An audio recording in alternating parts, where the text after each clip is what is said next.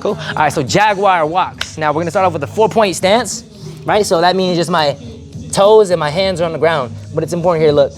Knees are under the hips, toes are under the heels, wrists are under the shoulders, okay?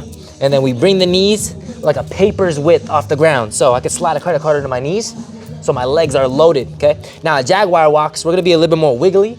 So we're gonna squish the bug under your foot to propel you forward. And you're just gonna take small, choppy steps. Eyes up, and we crawl like a jaguar. You can squeeze the floor with your hands to protect the wrists if your wrists are feeling, you know, not as strong today, right? And then we wanna go backwards as well, boom.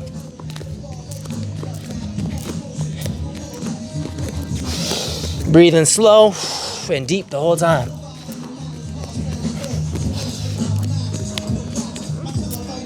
Right, again, going forwards if you wanna get a different angle, maybe from the front. Right, 4-point stance, eyes up, jaguar walks. Squishing the bug, turning the hips, just like all other human locomotion. And reverse.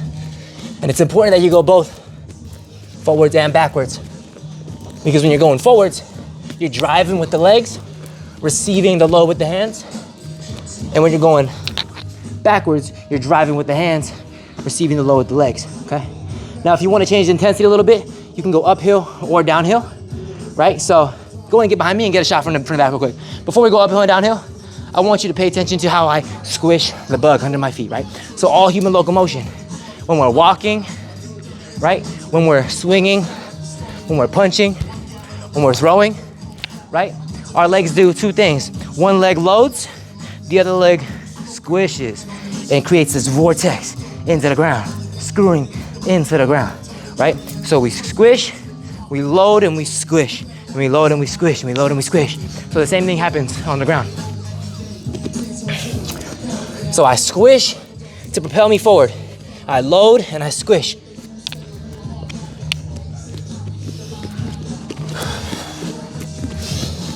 Breathing with control. And you don't gotta go fast either. Going backwards. Take your time. Connect with your body, connect with your movement. Connect with your breath. And explore your human movement. All right? Now, go ahead and come around this side so you can get the cool graffiti in the background. And make it look like I'm going uphill, okay? So the benefit of going uphill, right? Going uphill, the benefit of going uphill is that my legs have more force than my arms do. So it's a better way to increase intensity on the legs, right? So I'm going uphill, I'm driving off the legs and just supporting with the hands, right? As I ascend this hill, okay?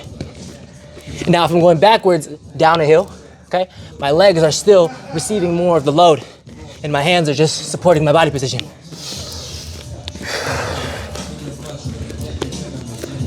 Right? Now make it look like I'm going downhill, right? When I'm going downhill, all right, as I'm going downhill, my arms are receiving more of the load. Right, so I'm going downhill. I have to control more of my body weight on my way forward. Yes, sir. Good night.